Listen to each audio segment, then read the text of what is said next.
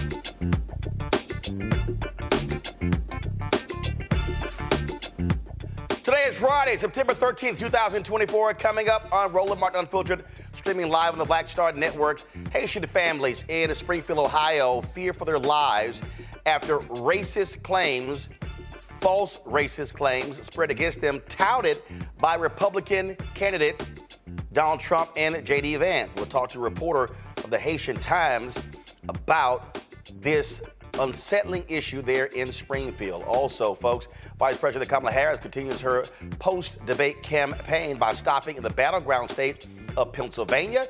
She's set to speak in about 30 minutes. We'll carry her speech live right here on the Black Star Network. The Justice Department's investigation into facilities run by the Texas Juvenile Justice Department found conditions violate the U.S. Constitution and cause children serious harm. The White House today hosted its first Black Excellence Brunch.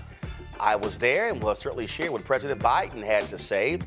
Also, folks, we'll talk about, again, the presidential race, what is unfolding, and the continuing focus on black men. It is time to bring the funk on Roland Unfiltered on the Black Star Network. Let's go. He's got it. Whatever the miss, he's on it. Whatever it is, he's got the scoop, the fact, the find. And when it breaks, he's right on time and it's rolling. Best believe he's knowing. Putting it down from sports to news to politics. With entertainment just for kicks, he's rolling. It's on go, roll, y'all. It's Roland Martin, rolling with Roland now. He's funk, he's fresh, he's real, the best, you know he's Roland Martin now.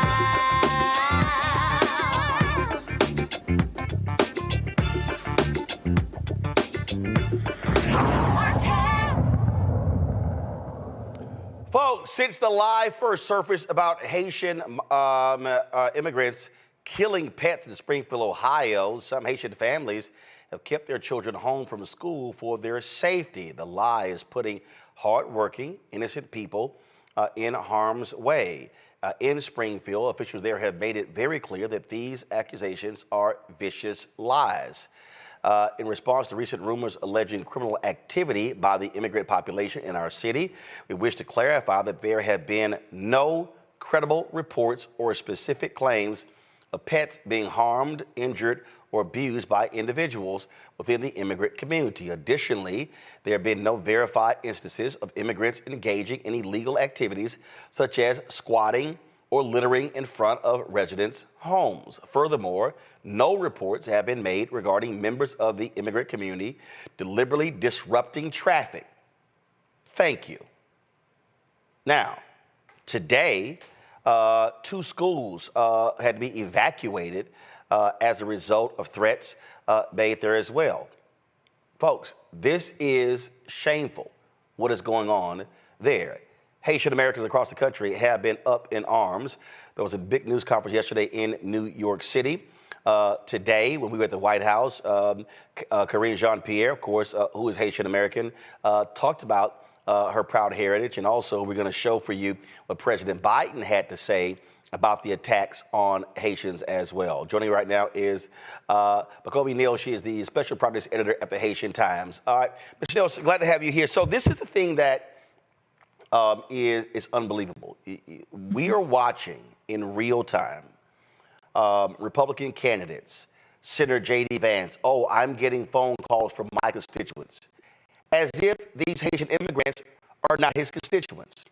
The first lie is they're here illegally. Donald Trump literally has been repeating that at rallies. They're not in Springfield, Ohio, illegally.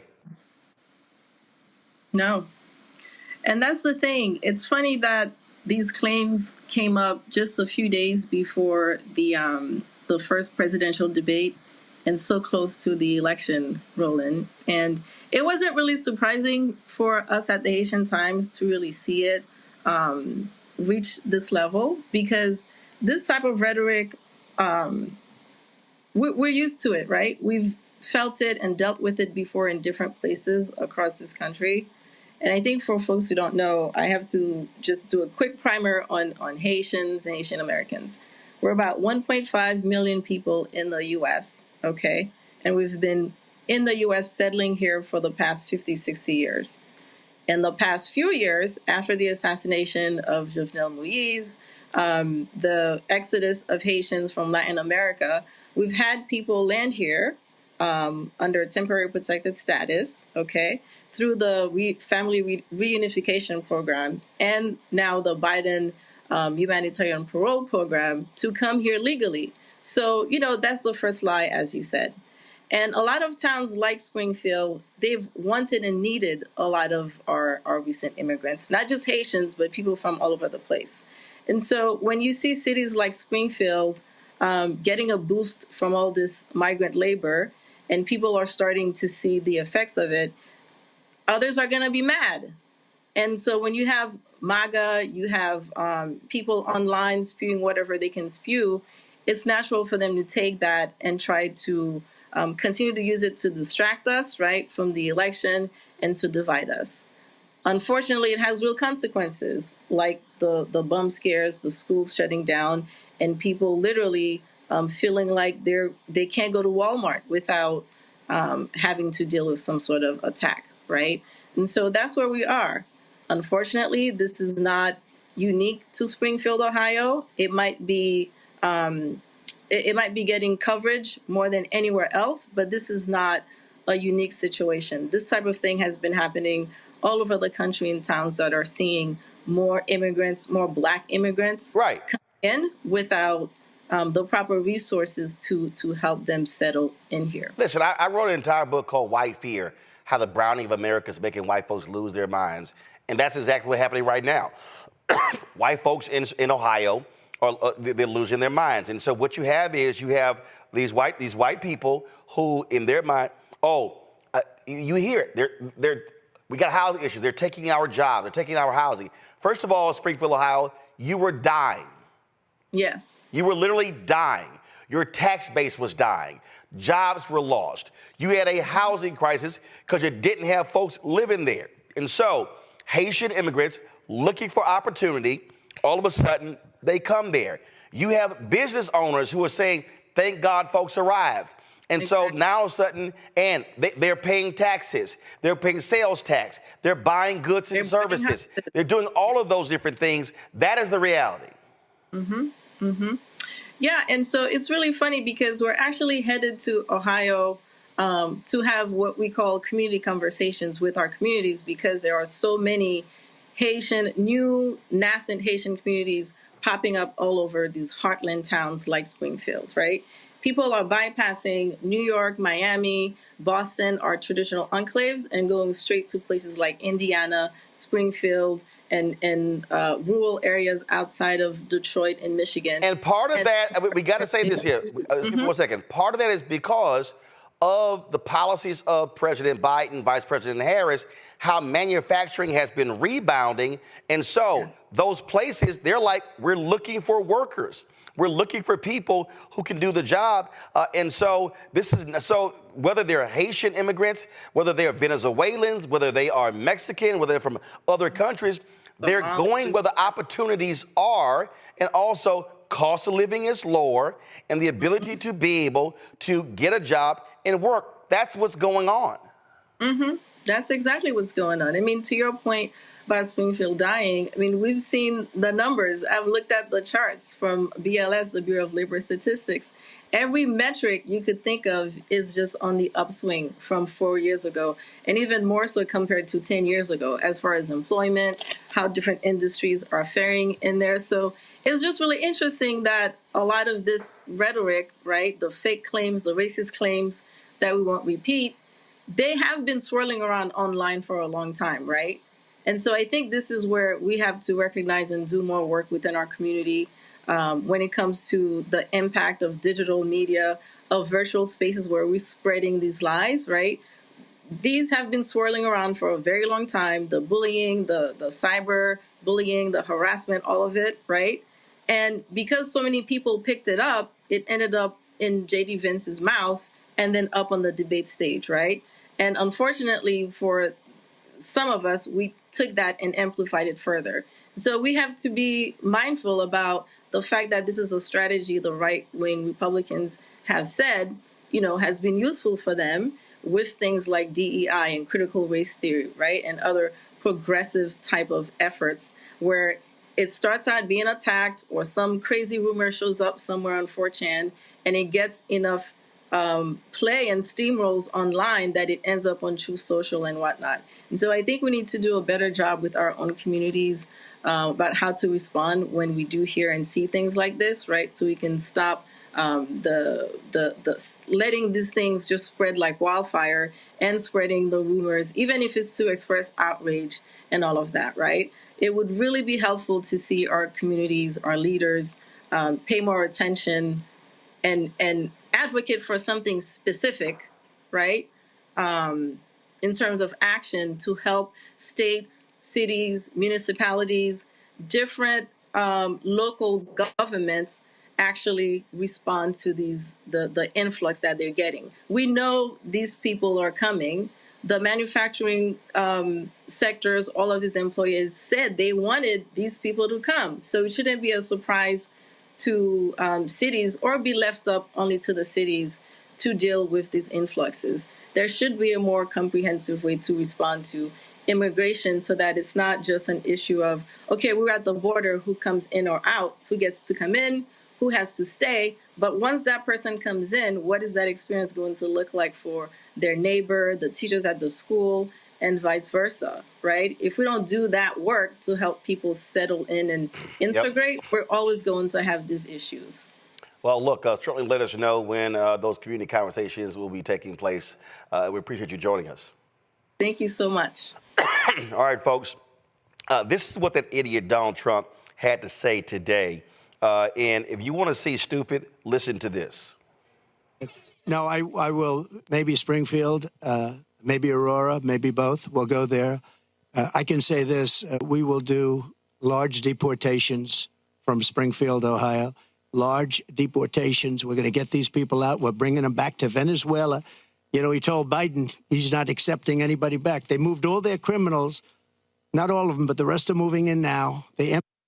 First of all, how are you going to move Haitian immigrants to Venezuela? Again, that just shows how stupid these folks are. Singer John Legend weighed in on this. He's a native of Springfield, Ohio, and dropped this video on yesterday. Hello, everyone. My name is John Legend, and I was born as John R. Stevens from a place called Springfield, Ohio. Oh, Springfield, Ohio. You may have heard of Springfield, Ohio this week. In fact, if you watched the debate, we were discussed by our presidential candidates, including a very special, interesting man named Donald J. Trump. Now, Springfield has had a large influx of Haitian immigrants who have come to our city. Now, our city had been shrinking for decades. We didn't have enough jobs. We didn't have enough opportunity. So people left and went somewhere else. So when I was there, we had upwards of 75,000 people.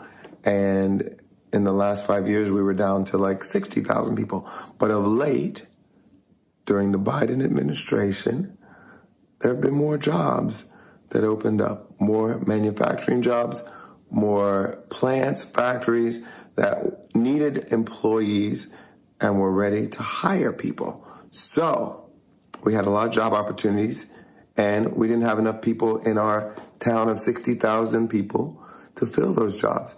And during the same time, there had been upheaval and turmoil in Haiti, and the federal government granted visas and immigration status to a certain number of Haitian immigrants so they could come to our country legally.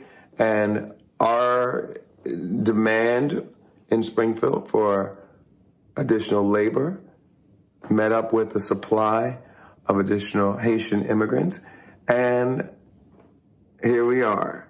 We had about 15,000 or so immigrants move to my town of 60,000. Now, you might say, wow, that's a lot of people for a town that only had 60,000 before. That's a 25% increase.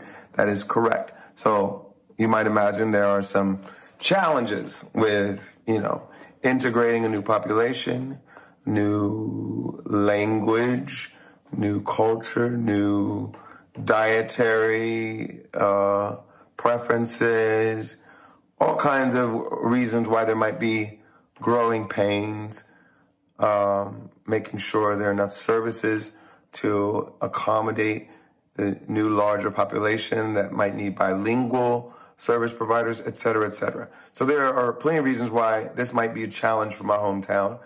But the bottom line is these people came to Springfield because there were jobs for them and they were willing to work.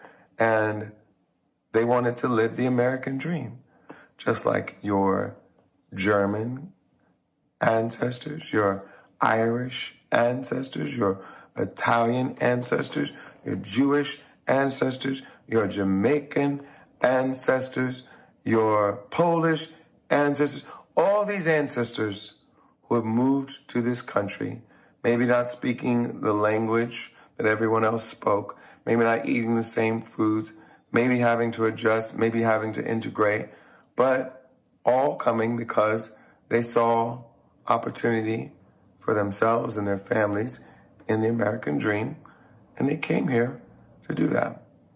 Some facts about immigrants.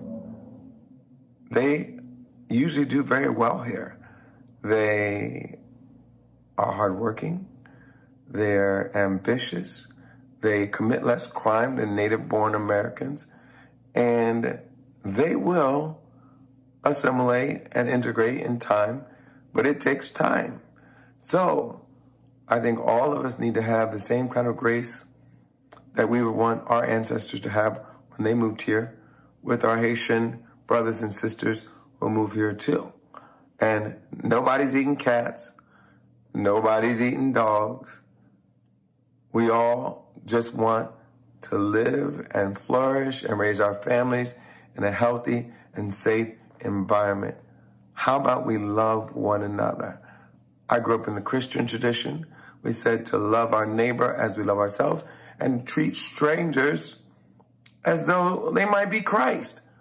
So, how about we adopt that ethos when we talk about immigrants moving to our communities and don't spread hateful, xenophobic, racist lies about them. John R. Stevens from Springfield, signing off. All right, folks, my panel, Michael Imhotep. He's the host of the African History Network show, joining us from Detroit. Caleb Bethel, communications strategist. Out of D.C., Matt Manning, civil rights attorney out of Corpus Christi, Texas.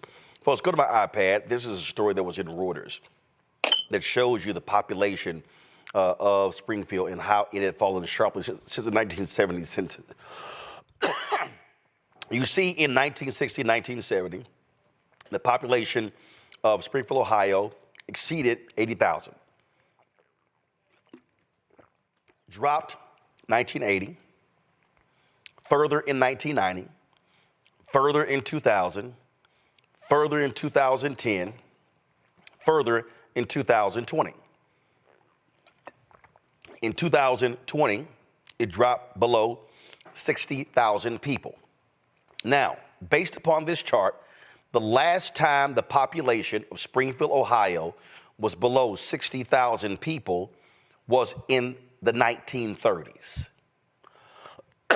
Let me say that again. The last time Springfield dropped below 60,000 was in the 1930s. Now, when you look at that chart again, so if you go from 82,000 down to 70, 75, then lower, and then you get just above 60, then you get to 60, then you get below 60, the impact shows up in several different ways. First, it shows up in sales taxes. Fewer people who are buying things. Secondly, it shows up, you don't have available housing. It impacts everything. You have fewer people in your schools. We can go on and on and on. Now, you have this influx over the last several years, 15, 20,000 Haitians. Is that a significant population growth? It is. There are going to be growing pains with that because if your population has been dropping, for that period, you now have to recalibrate as a city to deal with that influx, and so you're going to actually have that. I dare say, Michael, the real issue among these white folks, what's scaring them is, 15, 20,000 Haitians, what happens if they become voters? They now become a voting bloc. They now can then have political power, which means economic power. And so what you have is you have these white folks trying to hold on to their old white town that's dying. As we keep saying, the average white death rate in America in about 15 states is higher than the average white birth rate. And so what they're saying is we would rather go down to 50, 40, 30, 20 than to have these black folks come into our city and save our asses. Yeah, Roland, this is a multi-pronged problem here. And I was following this racist conspiracy, even before the debate, because J.D. Vance was spewing it previously before the debate. The Haitians and their numerous articles on this is a good one from CNN.com, Fear and Frustration in Ohio City as Political Debate Seizes on Growing Haitian Population. And it talks about how these Haitians who are there legally, because of temporary protective status, those Haitians that are there legally in Springfield, Ohio, how they have rejuvenated the city. And they also talk about how many of the Haitians are highly educated as well. So one of the things now, this whole thing is not unusual for Donald Trump because in January 2018, remember Donald Trump called immigrants from Haiti, El Salvador, and African countries S-hole countries. And he said, why can't we have more immigrants from places like Norway, meaning European countries? So this coming from Donald Trump spewing this is not surprising. He's done this before. America owes a debt to Haiti. One of the reasons why you had the Louisiana Purchase of 1803, which doubled the territory of the U.S., is because of the Haitian Revolution. And these Africans beating the hell out of Napoleon and France almost going bankrupt. So they sold the land that they had here, the Louisiana Territory, to the U.S. And this is how you get this is how you double the territory of the United States. So this is another racist lie. This is in the vein of Donald Trump and MAGA. This is another example why these people have to be defeated, period. Hopefully, nobody ends up physically harmed because of these lies. What we're seeing here, Kelly, again, are folks who don't want to confront the reality of dying, largely white, Midwestern America. And again, what these white folks are yelling and screaming, we're not racist, we're losing our culture. I remember the Wall Street Journal had an article in the last election, and these white folks in Iowa, same way, because of Latino immigrants coming in. And we're losing our culture. When white folks start saying we're losing our culture, they're saying we're losing our white culture. That's what they're actually saying. And so they want to maintain these nearly all white enclaves. That's what it boils down to. pure and simple. And they despise the multiculturalism that exists in large cities because they have been living in 75, 80, 85, 90% white enclaves. And to your point about this white culture, what exactly is that culture? You know, you have to ask yourself that question. Is it the culture of exclusivity? Is it the culture of being siloed? Is it the culture of, being okay with othering other people? If that is considered a culture, then that needs to be eradicated anyway, because frankly, this country cannot survive on that culture. We cannot survive on exclusivity. We cannot survive off of not learning from our neighbor, off of not learning from other cultures, from other people, from other perspectives. So it is inevitable that this culture you speak of, if we're going to assign it to whiteness, that is going to be eradicated anyway. It has to be replaced with something more inclusive if we are to survive. So to your point, it is, again, ridiculous that these white people think that change is not going to happen and that by being racist, you are going to prevent said change and preserve a way of life that frankly isn't working for you in the first place. It is actually counterproductive to your survival, but you want to hold on to it because frankly, it is all you know. So Matt, they have not been able to keep up with the changes in population there due to the census. And so as of the 2020 census, Springfield had a population of 58,598 people, and they were seeing that growth go down. So that's what we're seeing. But what we're talking about here, again, these are white folks. By the way, Springfield, Ohio, of that 58,598, 70 and almost 73% white. Almost. So that's the real deal. They're looking at going, oh my goodness, you bring in 15, 20,000 Haitians, we go from a 73% white town to maybe down to 50. And that's what's scaring the hell out of them.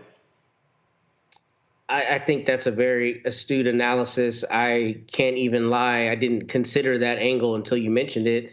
And I think you're exactly right. I saw it as just out and out plain racism, which is ironic in a country that sits on stolen land, because many of those same people will regale you with stories of how their great-great-grandparents came from Sicily and through Ellis Island and how they're immigrants who made themselves, right? But when it comes time for somebody else to have that opportunity, they're not afforded that opportunity because they don't look the way that they think is appropriate. They are, quote, not like us. And that's the issue here. It's just straight up racism. I mean, I went to law school in Toledo, Ohio, and Toledo is a perfect example of a Midwest town that was built around a factory that no longer exists and is fledgling. And cities like Springfield already have these issues. So to act as though there's not a benefit to a boom to the tax base and to the labor base with people coming in, it's just economically dishonest. And on top of that, I mean, we do have to concede that there are surely going to be, as you said earlier, growing pains as it relates to the school system and social services systems that are just not necessarily built in the short term to provide benefits and other things immediately with an influx of people. However, there's an overall aggregate benefit. So if you look at it from an economic standpoint, you would think this would be a beneficial thing. But none of that matters if your problem is the people who are coming in don't look like you don't give them the same level of humanity you might people from Nordic countries. And ultimately, you know, the mongrelization that we see of the Haitian immigrants and Black immigrants, the fact that they're not even put on the same level by people like former President Trump and talking about them coming from certain countries as opposed to people from countries he thinks are permissible. I mean, that's what it comes down to me. It's just straight up racism. And it's sad that it's not only xenophobia from an ideological standpoint, but that people are literally having to shut down schools because there are bomb threats and things coming in from unsubstantiated allegations. We shouldn't live in a country that's like that. But we know the reality is when white homogeneity is threatened and white comfort is threatened, then you get violence. And that's what you're seeing here. So at the White House today, this is what President Biden had to say when he spoke at the Black Excellence lunch on the South Lawn. I want to take a moment to say something like so many Americans like Karine, as he pointed out, a proud Haitian American, community that's under attack in our country right now. Simply wrong. There's no place in America. This has to stop what he's doing. It has to stop. Now, thank you all for being here this historic day. Today, we recognize that this nation would not exist, and this is literal, without the blood, sweat, and tears, without the determination, dreams, and contributions of Black Americans. That's a fact. This place wouldn't exist. At the White House briefing, Karine Jean-Pierre also spoke to this issue, and as I said, she is Haitian American. Listen to this. But do you take this personally when the community is a target of attack as it is at the moment in Springfield? I take it personally when any community, any vulnerable community is attacked. Not just a community that I belong to and proudly belong to, but any community, any vulnerable community that is attacked, wrongfully so, in a hateful way. One of the things that I'm proud about in being part of this administration is that we condemn that type of stuff. We condemn that type of hateful language. That's what I'm going to continue to do. And I get to do that on behalf of President Biden, who also condemns that type of hateful rhetoric, as you have heard him today and many times before, when a vulnerable community is attacked. That's not what national leaders should be. Political leaders should not be attacking vulnerable communities. Folks, we're going to break into that. Vice President Kamala Harris is right now speaking in Wilkes-Barre, Pennsylvania. Let's go live there. Criminalize healthcare providers, to punish women. Now more than 20 states have a Trump abortion ban. Many with no exceptions for rape and incest, which is immoral.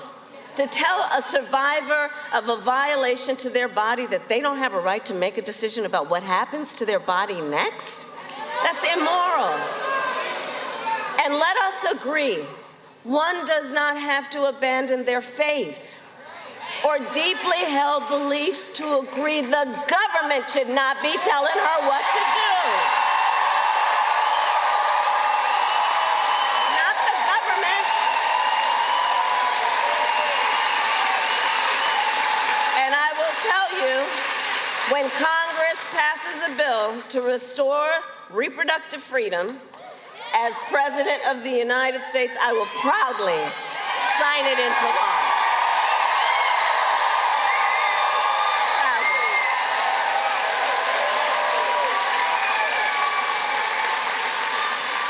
And I'm traveling our country, and I'll tell you, across our nation, we are witnessing a full-on assault on other hard-fought, hard-won fundamental freedoms and rights, like the freedom to vote, the freedom to be safe from gun violence, the freedom to join a union,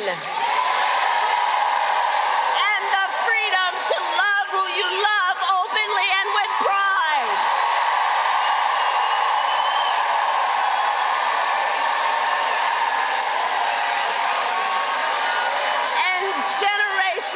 Let's remember who we are as Americans. Generations before us led the fight for freedom. And to the friends here, I say, the baton is now in our hands.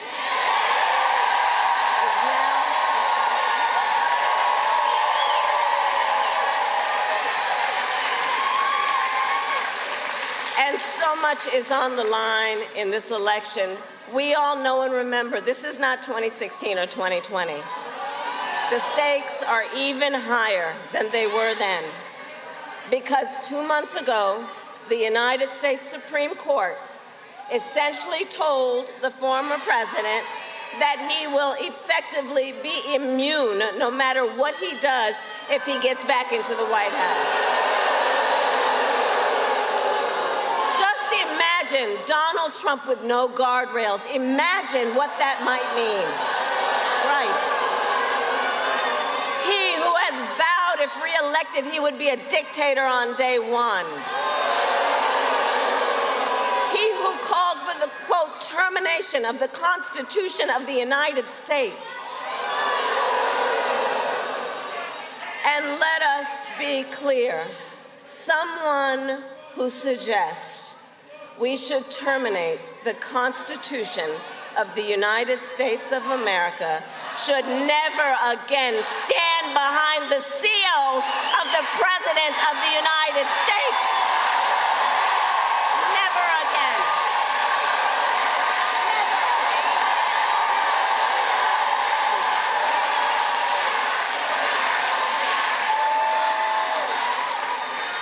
So Pennsylvania, it all comes down to this. We are here together because we love our country. We love our country. And we who are here understand the awesome responsibility that comes with the greatest privilege on earth, the privilege and pride of being an American.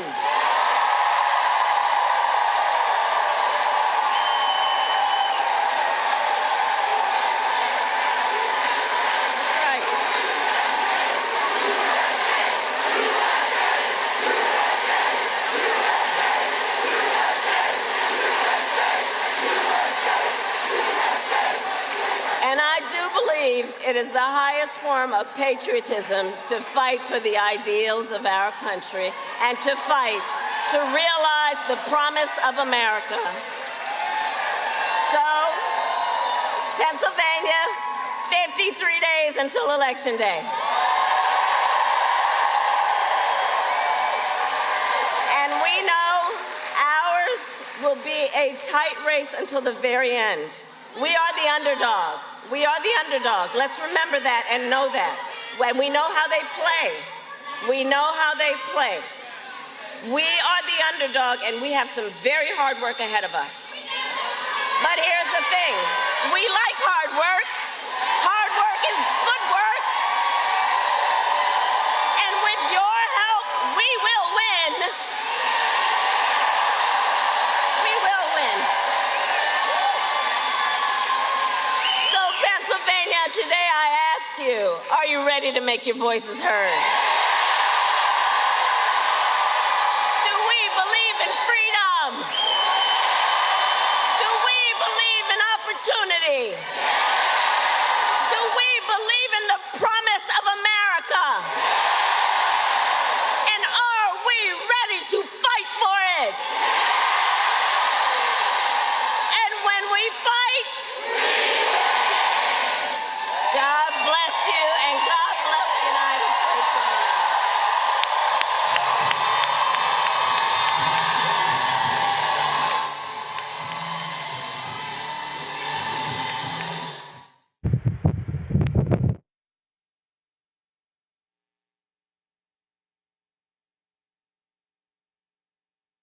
Talk over it. Folks, that was Vice President Kamala Harris just finishing her speech there in Wilkes-Barre, Pennsylvania, a jam-packed audience. Yesterday, she had two speeches that took place in, I tell you, they drive me crazy when they cut the feed that fast. It's just me. All right, she was in Charlotte and Greensboro on yesterday. Really out there hitting the road in a very aggressive way. You're seeing that. Again, Pennsylvania, critical state. North Carolina, they're seeing the polling data there as a critical state as well. I'm gonna go back to our panel real quick before I got to go to a break and go to our next guest. The thing here, what they are seeing, Kelly, Governor Roy Cooper of North Carolina, he said she has an excellent chance of winning North Carolina because of how the data is shifting. Also, that governor's race, Josh Stein, he's up some 12, 14 points against Mark Robinson. And they really believe that Mark Robinson, the crazy, demented black Republican who is so anti-abortion, they think that he is going to play, him being on the ballot will play a huge role in driving people out to also vote for her to beat Donald Trump. Again, with North Carolina being in play is a really big deal. I did some work down there a couple years ago during the 2022 election cycle, and I noticed and truly felt exactly how purple that state is. It is not they should not take for granted the Republican vote, because it really is split down the middle in so many of the micro jurisdictions being, their voting districts as well. I really, truly think that Vice President Harris has a shot. If we galvanize, organize, get people to the polls, she gets her message out there as clearly and as succinctly as possible with the time allotted before November 5th, I truly think she has a shot. And that helps with the people down ballot in that state as well, as you mentioned, because again, we are not going to take for granted or not assume that this is just going to be a red state. North Carolina Dems have fought very hard to make that state purple. And in 2024, God willing, it'll actually be blue. Matt. I don't have anything to add, really. I think Kelly hit the nail on the head. I think the momentum, not only from the debate, but just from the what the polls are showing, shows that not only do I think Vice President Harris has a good chance, I think she's going to win. And I think Lichtman predicted that the other day, and he's been correct in 38 or in the last several presidential elections since 1984, I believe. He's been correct every time except for twice using his metrics. And it just looks like the tide has shifted pretty clearly. And, I think the debate, I'm sure you talked about it robustly on the show on Tuesday. I didn't get a chance to watch it, but I think the debate and the response to the debate has been very effective for her campaign, because for the same reasons it was ineffective for Mr. Biden before, it's very clearly effective for her now, particularly because of how strongly she appeared in that debate. So I think forward for them, just keep building that momentum, and I'm seeing it's going to be victory for her in November. Michael. Roland, I think she has an extremely good chance of defeating Donald Trump. I think the chance increases every day. The debate was a decisive win for Vice President Kamala Harris. I posted on my Facebook page, somebody called the elder abuse hotline because she beat the hell out of that old man. And she beat him so badly that he doesn't want another debate, but he's lying, saying he won the debate, and everybody saw it. 67 million people saw her beat the hell out of him, and she prosecuted the hell out of him. She continues to roll out policy. She has the policies at her website. We also know that Penn Wharton said that her policies with the economy will be much better than Donald Trump's. And as we learn more about her policies, we see how they will target the middle class, help people prosper, and also bring more people into the middle class, whereas Donald Trump's policies, his tariffs are going to cause a recession and cause middle class families to pay close to $4,000 more a year. So this is all hands on deck, but I think she's going to win it. I think we're going to win it. All right, got to go to a break. We come back. More on Roland Martin Unfiltered on the Black Star Network. Lots to talk about as we continue to break down what's happening in politics. Also, a juvenile detention center in Texas violating the Constitution, according to the Department of Justice. We'll talk about that as well. You're watching Roland Martin Unfiltered. Back in a moment. He told us who he was. Should abortion be punished? There has to be some form of punishment. Then he showed us. For 54 years, they were trying to get Roe v. Wade terminated, and I did it, and I'm proud to have done it. Now Donald Trump wants to go further with plans to restrict birth control, ban abortion nationwide, even monitor women's pregnancies. We know who Donald Trump is. He'll take control. We'll pay the price. I'm Kamala Harris, and I approve this message. IVF is a miracle for us because it allowed us to have our family. After having my daughter, I wanted more children, but my embryo transfer was canceled 8 days before the procedure. Donald Trump overturning Roe v. Wade stopped us from growing the family that we wanted. I don't want politicians telling me how or when I can have a baby. We need a president that will protect our rights, and that's Kamala Harris. I'm Kamala Harris, and I approve this message. Millionaire who has not stopped whining about his problems. Oh, she had a big crowd. Oh, the crowd. This weird obsession with crowd sizes. It just goes on and on and on.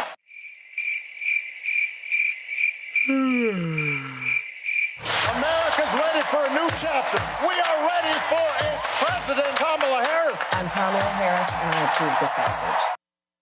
In 2016, Donald Trump said he would choose only the best people to work in his White House. Now those people have a warning for America. Trump is not fit to be president again. Here's his vice president. Anyone who puts themselves over the Constitution should never be president of the United States. It should come as no surprise that I will not be endorsing Donald Trump this year. His defense secretary. Do you think Trump can be trusted with the nation's secrets ever again? No. I mean, it's just irresponsible action that places our service members at risk, places our nation's security at risk. His national security advisor. Donald Trump will cause a lot of damage. The only thing he cares about is Donald Trump. And the nation's highest-ranking military officer. We don't take an oath to a king or a queen or to a tyrant or a dictator. And we don't take an oath to a wannabe dictator. Take it from the people who knew him best. Donald Trump is a danger to our troops and our democracy. We can't let him lead our country again. I'm Kamala Harris, and I approve this message. The overturning of Roe almost killed me. I had a blood clot in my uterus that caused my labor to have to be induced because of the overturn of Roe v. Wade. I wasn't able to get life-saving treatment sooner. I almost died. And that's because of the decision that Donald Trump made. I was able to get Roe v. Wade terminated, and I'm proud to have done it. The doctors and nurses were afraid that if they treated me in the incorrect way, that they would be prosecuted for that. And that's appalling. Donald Trump says that women should be punished. Do you believe in punishment for abortion? There has to be some form of punishment. For the woman? Yeah. I believe that women should have reproductive freedom to make the choices about their own bodies. 4 more years of Donald Trump means that women's rights will continue to be taken away one by one by one by one. This has to stop because women are dying. I'm Kamala Harris, and I approve this message. Hi, everybody. I'm Kim Coles. Hey, I'm Donnie Simpson. The overturning of Roe almost killed me. I had a blood clot in my uterus. Yo, it's your man Dion Cole from Blackish, and you watch Roland Martin, Unfiltered.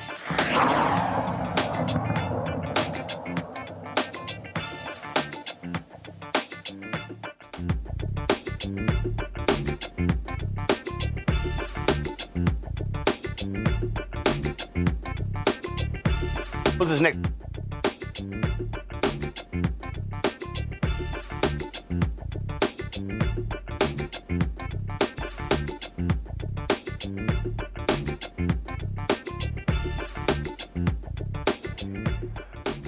Folks, a group of black Texas clergy who brought to light allegations of mistreatment at the Dallas Juvenile Department says they want to play a role in the changes after a state report confirmed many of the concerns about what was going on at the Henry Wade Juvenile Justice Center. The report found that personnel unjustly used a special needs unit, secluding children in cells for up to 5 days, frequently confined juvenile residents inside of their cells, and the staff falsified records and observation reports. The Dallas Black clergy is now calling for an independent review, more accountability, and community input in the search for the new executive director. In addition to that, the Department of Justice has also been looking into what's happening in Texas as well. Joining us now is one of the Dallas Black clergy's founding members, Reverend Dr. Michael W. Waters. Glad to have you here.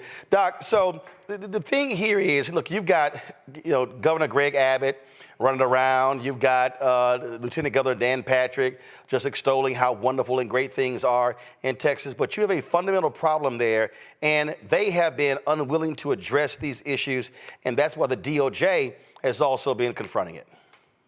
Absolutely, and these concerns are grave concerns. Just 2 summers ago, there were reports of young people in the Texas facilities who were drinking their own urine because of lack of access to water.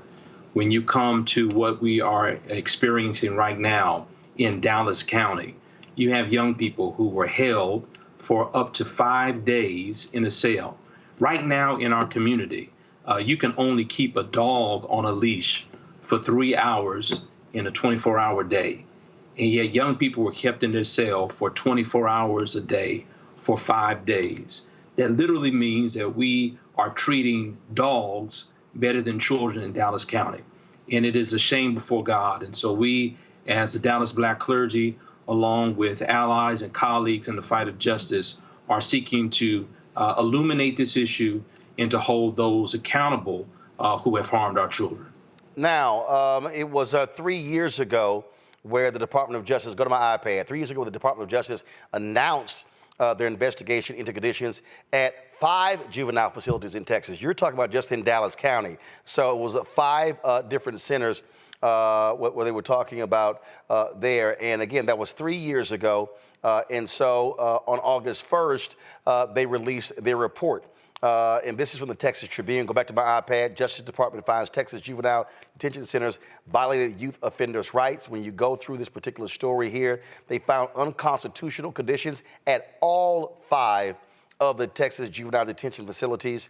It says where children were exposed to excessive force, sexual abuse, and in the case of a disabled children, discrimination that kept them in custody longer or sent them to adult prisons. It says federal investigators found that the state agency excessively used pepper spray on children, employed dangerous restraint techniques, and kept children isolated for days or weeks on end. The Texas agency failed to implement measures to end sexual abuse. Investigators concluded, describing, quote, a pervasive atmosphere of sexual abuse, grooming, and lack of staff accountability and training. Have y'all heard from Dallas County officials? Have you heard from the governor, lieutenant governor, about this DOJ report?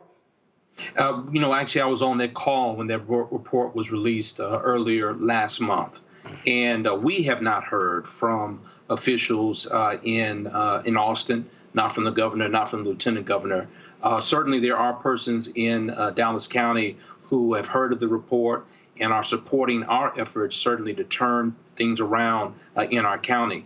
But statewide, it is a true tragedy. As we were on the call, there was a mother who was weeping over the death of her child while in custody in a Texas unit. And so this is a pervasive issue that actually has been going on for decades. And the only reason we are really gaining momentum now is because we've had courageous children, parents, and their attorneys who have begun to highlight this issue in a way that they've never done before, as well as whistleblowers. And I want to commend and honor those men and women inside the facility who began to raise the flag of concern to say that we are not treating children humanely within this system. And again, it's amazing how Greg Abbott and Dan Patrick, they got lots to say about the border, lots to say about Vice President Kamala Harris, but quiet as hell on this. Absolutely, yeah, and unfortunately, Texas, wonderful Dr. Martinez out of the University of Texas talks about these 3 interwoven histories that inform policing within our state. The history of chattel slavery, colonization, obviously, right, as well as genocide against the indigenous people of the state. And those 3 realities continue to inform the criminal legal system in our state, as well as the prisons in our state. And we are doing significant harm to the next generation of individuals within our community. It's amazing that so many of these young men and women, 92% of which within our community are Black and Latino, who go into this system, and they go in, many of them, for nonviolent offenses. But due to the trauma, the terror, the horror that they experience within this system, it impacts them psychologically, and they have far greater issues leaving the center than they did before they went in. A system that is supposed to rehabilitate, in fact, is traumatizing and terrorizing our youth and increasing threats to public safety. All right, then, Pastor Waters, we appreciate it. Thanks a lot. Listen, thank you. Matt, I want to start with you. I grew born and raised in Texas, and I remember, and it goes to show you when you talk about how much they were in the news, the name Federal Judge William Wayne Justice. So William Wayne Justice literally oversaw the Texas prison system for like almost 30 years. And it was so pervasive, the fact that I still know the man's name. not many of us know federal judges outside of, let's say, Supreme Court justices. But it was always in the news that that man's name is locked into my head because he oversaw the Texas prison system. They built new prisons there with no air conditioning. You literally have Republicans in Texas who are so shameful and despicable. They want to go back to the 1920s and 30s and 40s in terms of how you treat inmates. They don't care. These people are ghouls. They're evil. And for them to say nothing about this, the sexual abuse of children in the facilities, and Abbott and Patrick say nothing, they should be firing folks left and right. They're not.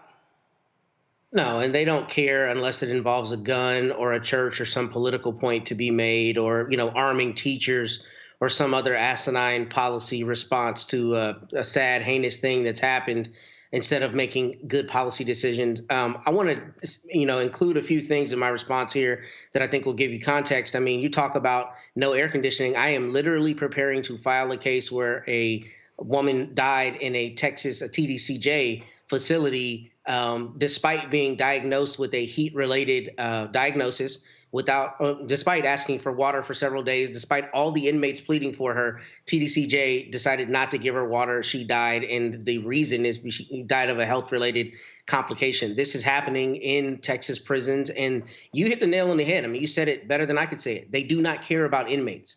That's the reality. When somebody comes into my office and wants to hire me on a jail case, I tell them, you have to recognize that they are not going to care about your loved one as a full person. And that's the reality of this. Now, what makes this especially difficult to, listen to and heinous is that you're talking about children, obviously. And it's really interesting you brought up Judge Justice, because right now, Judge Janice Jack, another federal judge here in Texas, has a prolonged case where she has been repeatedly finding and hitting our CPS system here in Texas, the Child Protective Services system, for a number of abuses that have happened to children in the system. And I think, if I remember correctly, she's fined CPS like upwards of several $1 million for repeated offenses when evidence has come before her that CPS is not protecting children. So there is a current case that is a good barometer to show TDCJ, or rather TJJD here, the Texas Juvenile Justice Division, what a federal judge will think of when they see that. And I think one of the things that's actually a bright spot here in this DOJ report is one of the U.S. attorneys that's in there is Jaime Esparza. I've met him before. He's the former DA of El Paso for like 30 years, and he was one of the kind of leaders with the prosecution of domestic violence in this state, and he is a hard charger. I mean, just to be frank, he's a prosecutor who's not afraid to bring a case. So it would be interesting to see if him and his attorneys in the Western District bring some kind of case against the TJJD officials, because not only do you have them not protecting these children and allowing them to be subject to repeated offenses, but you have guards in there who are lying on the records. And that, to me, shows you not only do they know something bad is going on, but they want it to be covered up. In fact, one of the things I read in the report in advance of the show today is one of the things that's been falsified is the records about how many times they have to go around and check the children who are in the facility. And that's a very common issue in prison litigation, where people are not getting medication or not getting medical treatment because the guards are not doing the rounds that they need to do. So if you have guards who are actively lying on records about how many times they went to see children, that can not only have a measurable effect on medical issues, but can also have a measurable effect on other violence issues, including sexual abuse and other things. So I'm hoping that this transitions from a report to actual litigation. And I'm hoping that, I'm not going to hold out hope that Abbott and Patrick are going to do anything beyond spout political lies. But I'm hoping that some attorneys bring cases to make sure TJJD is held accountable. But the sad thing in this case is the way our state Tort Claims Act works is the maximum anybody could get in these cases is $250,000. So even that, the game is rigged, because no matter how heinous it is, the state has a law that does not allow people to be compensated beyond a certain point. But the bigger issue is we need to make sure that this is litigated robustly in the courts, because these are children. And the way that we protect children in an incarceral context is much different. It should be much different than the way adults are protected. But adults need to get a basic level of humanity that they are not also getting in our Texas prisons. All right, then. Hold tight 1 second, folks. Going to a break. We come back. We're going to talk about this mysterious case of a black man found at the base of a tree in North Carolina. Reverend William Barber is calling for a full-scale investigation. We'll also talk about the end of the first week in the federal trial. Three of the former cops who brutally murdered Tyree Nichols. You're watching Roland Unfiltered on the Black Star Network. Don't forget to support the work that we do. Join the Bring the Funk fan club, folks. Of course, so you're going to check a money order to P.O. Box 57196, Washington, D.C. 20037 7-0196. You also, of course, PayPal, R. Martin Unfiltered. Venmo is RM Unfiltered. Zelle, Roland at RolandSMartin.com. Roland at RolandMartinUnfiltered.com. Remember, we told you Cash App for some reason. We don't know what the hell they're doing. But they're literally capping daily, weekly, and monthly transactions. And so we normally have, of course, our Cash App is normally a $ RM Unfiltered. But we have two others that we've added. And so this is our normal one, Cash App, $ RM Unfiltered. Then, of course, we have a $ Uncle Roro Martin. You got that one as well. And then we have the Black Star Network, $ BLK, STARNETWORK. And so use one of those three. We are trying to get it sorted. Trust me, after I posted my video complaining about them, they did reach out to me. No surprise. So we'll see what happens next. And so we'll keep you abreast. So use the QR code for each one of those or just go right to it. And to please support the show. Of course, our goal is to get 20,000 of our fans contributing on average $50 each to raise at least annually $1 million to continue the work that we do. And so please support us any way you can. I'll be right back. He told us who he was. Should abortion be punished? There has to be some form of punishment. Then he showed us. For 54 years, they were trying to get Roe v. Wade terminated, and I did it, and I'm proud to have done it. Now Donald Trump wants to go further with plans to restrict birth control, ban abortion nationwide, even monitor women's pregnancies. We know who Donald Trump is. He'll take control. We'll pay the price. I'm Kamala Harris, and I approve this message. IVF is a miracle for us because it allowed us to have our family. After having my daughter, I wanted more children, but my embryo transfer was canceled 8 days before the procedure. Donald Trump overturning Roe v. Wade stopped us from growing the family that we wanted. I don't want politicians telling me how or when I can have a baby.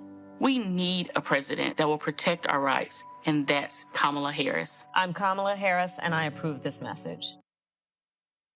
Here's a 78-year-old billionaire who has not stopped whining about his problems. Oh, she had a big crowd. Oh, the crowd. This weird obsession with crowd sizes. It just goes on and on and on.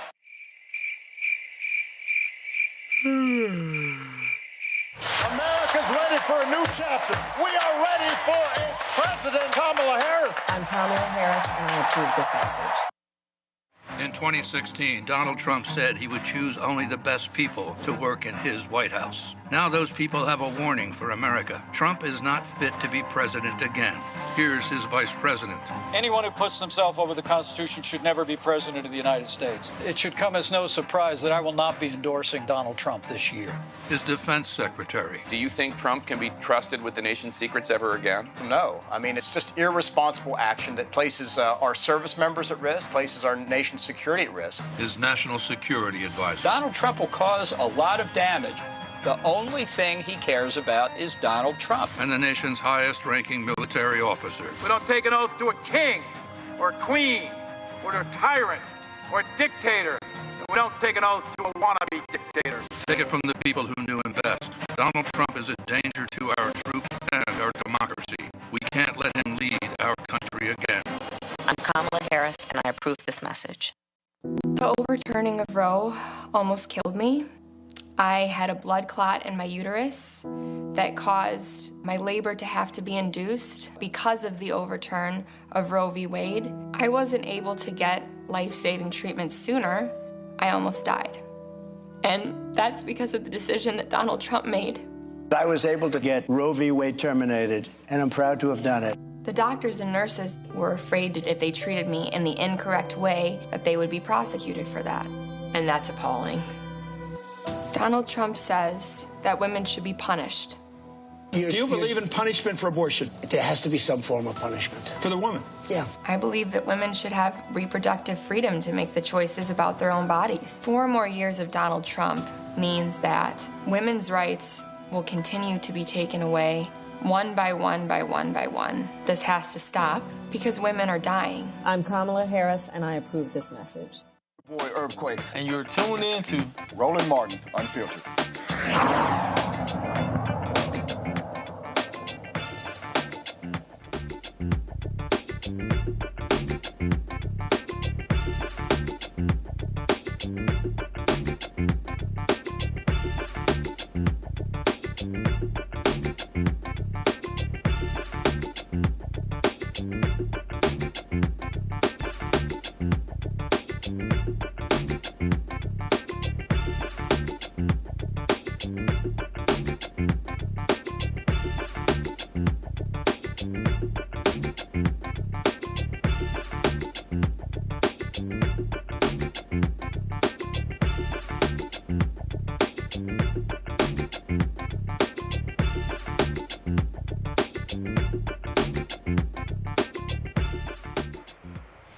Folks, testimony has concluded in the first week of the trial of 3 former cops who are on trial for the murder of Tyre Nichols. Tadarius Bean, Demetrius Haley, and Justin Smith have all pleaded not guilty to charges that they deprived Nichols of his rights through excessive force and failure to intervene and obstructed justice through witness tampering. Nichols was pulled over in January 2023 and led the cops on a brief chase before getting yanked out of his car. Police video showed officers viciously attacking Nichols when they got him out of the vehicle.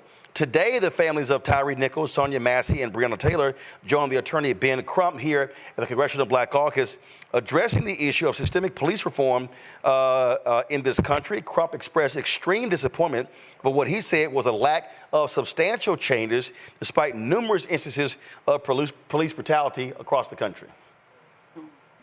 Tragically, since George Floyd died, we really thought we were at a turning point, that we were going to get systematic police reform in America that had eluded us for decades.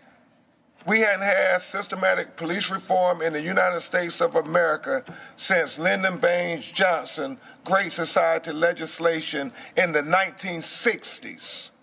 We thought after Rodney King was killed, Rodney King was brutalized in the 1980s in Los Angeles, we would get systematic police reform. It did not happen.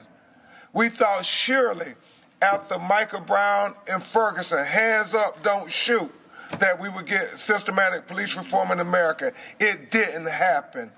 We thought certainly after George Floyd was tortured to death on video during a pandemic, and everybody saw it, Congressman Horsford, we thought we were going to get police reform in America. It didn't happen. And then after Tyre Nichols was brutally beaten by 5 police officers, we thought we would get systematic police reform. It didn't happen.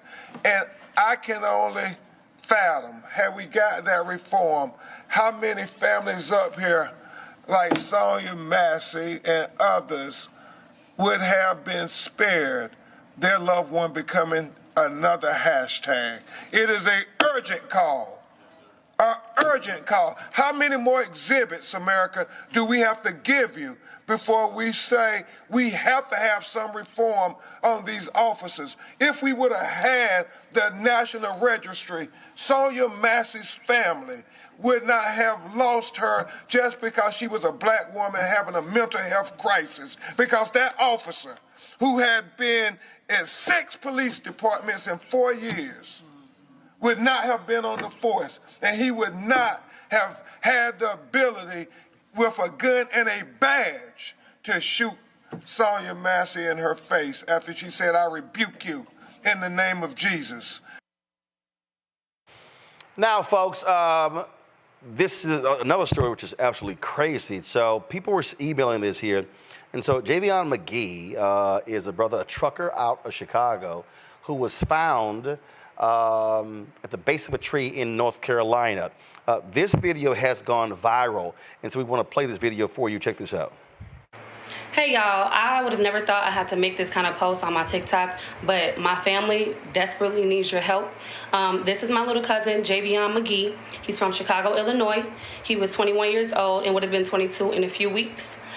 He was found hanging from a tree in Henderson, North Carolina yesterday.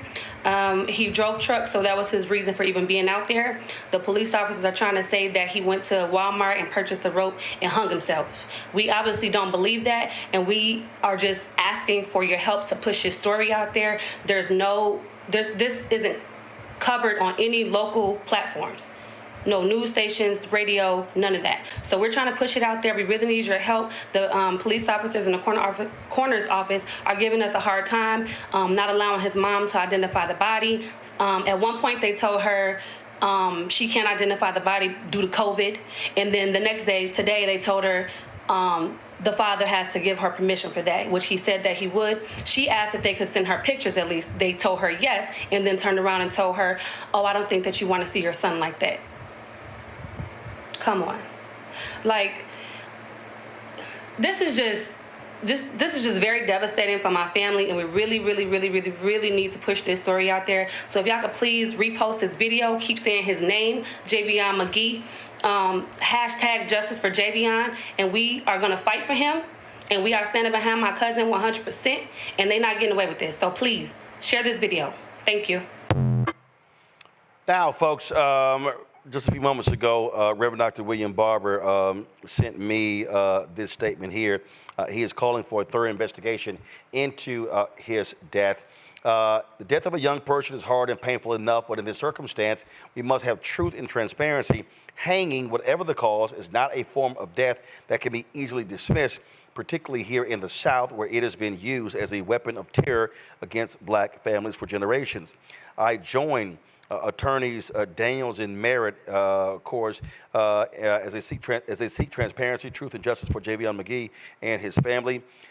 We must and will find out what has happened. The family is represented by Harry Daniels, Lee Merritt, and also a North Carolina attorney, Jason Keefe.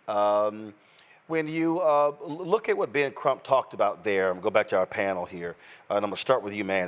When you look at what he talked about here, I mean, he's right. You continue to have these cases of police brutality. You have cases like this where the family is like, wait a minute, hold up. Like, is there a real investigation going on? And folks simply want answers. And unfortunately, we continue to have this sort of blatant disregard for the concerns and the feelings of these black families. And you got to ask yourself the question, do you see this happen with non-black folks? You don't. And I know that you're saying that is kind of the question that you extrapolate from that, but that's the truth. I feel like a lot of times you don't. You know, it's a difficult thing, especially in cases that are not straight ahead for the police. Oftentimes they don't do a good job of communicating to families what it is they're actually trying to accomplish. But, you know, frankly, the corollary here is just like in the medical context. There are a lot of black people who have said historically, I know something's wrong. I tell the doctor, she doesn't believe me, and I find out later that I was right. There was something wrong.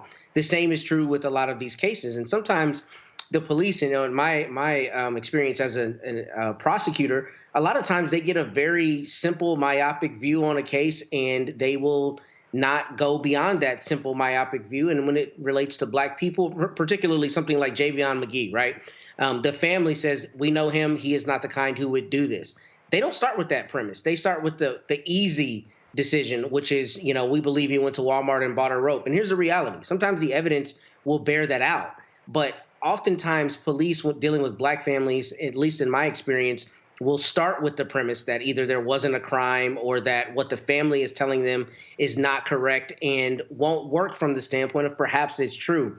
And in the instance of a young man like Javion McGee, that is such a thing that is so stark and so jarring that, you know, you should start with the premise that there is likely criminal activity afoot here and not necessarily a suicide unless you've got compelling evidence to that end. So I've seen that in my own career, that police do this, but I will say, to be fair and balanced, a lot of times people's expectations of how quickly an investigation should happen or how quickly they should get information are not always realistic. And sometimes that gulf between is what you see reported in the news and what creates a lot of the issues, because frankly, for law enforcement to be able to do their jobs, they do also have to have the ability to investigate. And sometimes their inability to communicate what they're finding or what they're working on and to do so quickly is what creates the issue. So I think one of the big issues is there has to be better transparency and there has to be a better system of communicating to families. We are, in fact, working hard on this issue. And I think both things can be true.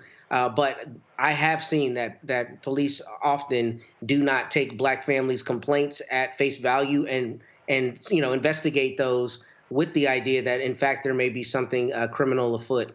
But I will say, as it relates to Javion McGee, I saw that Jason Keith posted that on his Instagram, and they've got a very, very strong, solid team of people who will investigate and get to the bottom of that. So God willing, there will be answers for that family sooner than later. And the reality is this here, Kelly, when we look at this election, you have a man in Donald Trump who has made it perfectly clear. He wants immunity for all cops, 100% immunity. He wants to bring back stop and frisk. So for any Black person, male or female, especially brothers, considering voting for Donald Trump, let's be real clear. He gets back in the Oval Office, there's a bullseye on your back in every single community, because he will let cops do what have their way with Black people. For sure, and that's terrifying. But something that also you need to consider is if cops have full immunity in the way that Donald Trump has been touting that he will do once he becomes president, what does that say about accountability between the law enforcement departments themselves? What if you have a dirty cop and he kills another cop? You understand what I'm saying? It goes so far beyond just us, right? There are Black cops who could be susceptible to legislation that will do something like that, right? It like, you can't hide behind a badge. You can't hide behind your job. This isn't something that will just be affecting us civilians. This affects other cops too. It affects all of us. And the fact that this orange Mussolini man just simply does not comprehend the power that he wields accurately anyway. I just feel like he feels like he's a rich kid who just has a bunch of toys to play with, and the toys just happen to be the government. You understand? And the gravamen of this office, like the gravity, the weight, the prestige of this office is just frankly eradicated should this man come in again, just because, he gave you $1,200 that one time that he didn't even do, by the way. Or, you feel like, oh, the economy is so bad and it was so much better under him. Well, he inherited Obama's economy. Of course it was better. Like, there are so many excuses that I'm hearing about why people are going to vote for him, and all of them can be debunked with straight facts and, frankly, just a modicum of common sense that needs to be utilized ASAP so that, terrorism doesn't happen. Domestic terrorism doesn't happen in this country. And again, Michael, what voters need to understand, especially Black voters, Donald Trump does not give a damn about police accountability.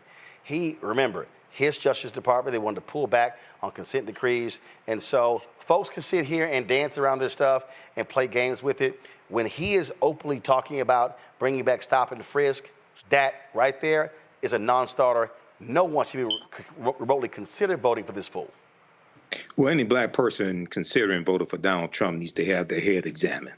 They're out of their minds and don't understand history, don't understand politics.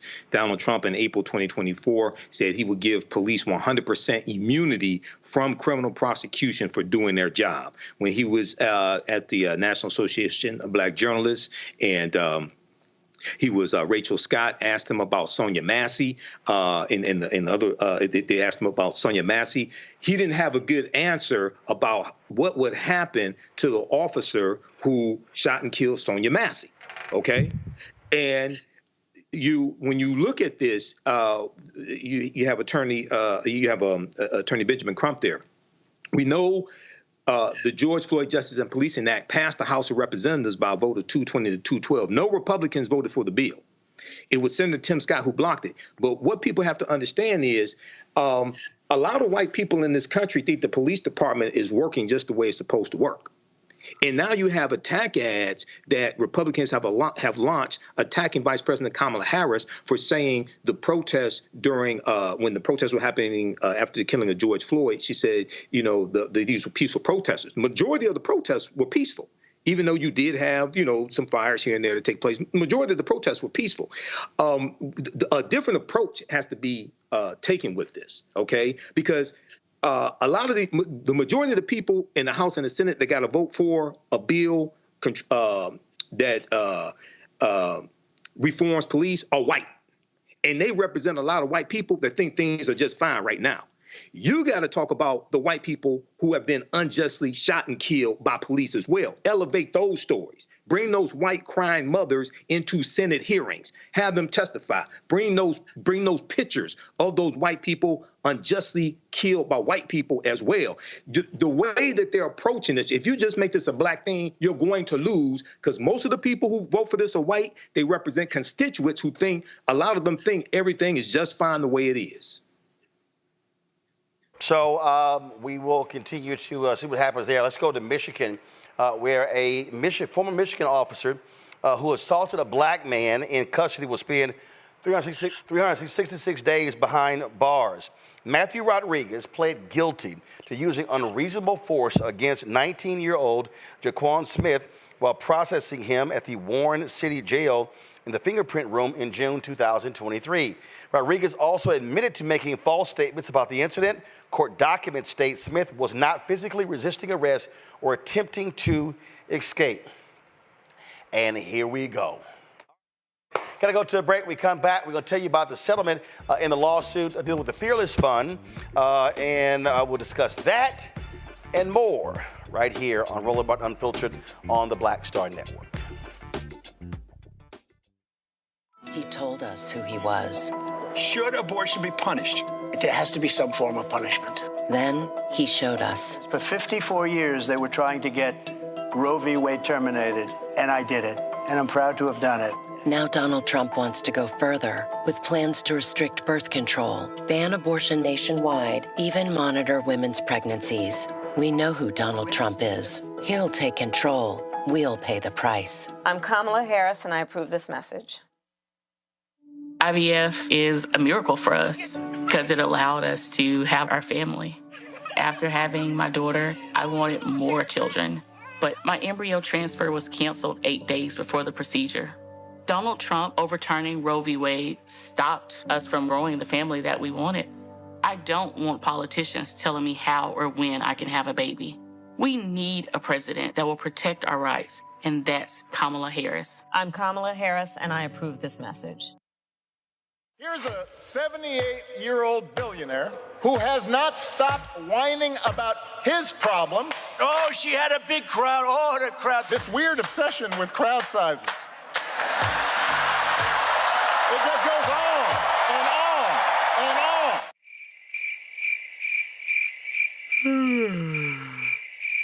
America's ready for a new chapter. We are ready for a President Kamala Harris. I'm Kamala Harris, and I approve this message. In 2016, Donald Trump said he would choose only the best people to work in his White House. Now those people have a warning for America. Trump is not fit to be president again. Here's his vice president. Anyone who puts himself over the Constitution should never be president of the United States. It should come as no surprise that I will not be endorsing Donald Trump this year. His defense secretary. Do you think Trump can be trusted with the nation's secrets ever again? No. I mean, it's just irresponsible action that places our service members at risk, places our nation's security at risk. His national security advisor. Donald Trump will cause a lot of damage. The only thing he cares about is Donald Trump. And the nation's highest-ranking military officer. We don't take an oath to a king or queen or to a tyrant or a dictator.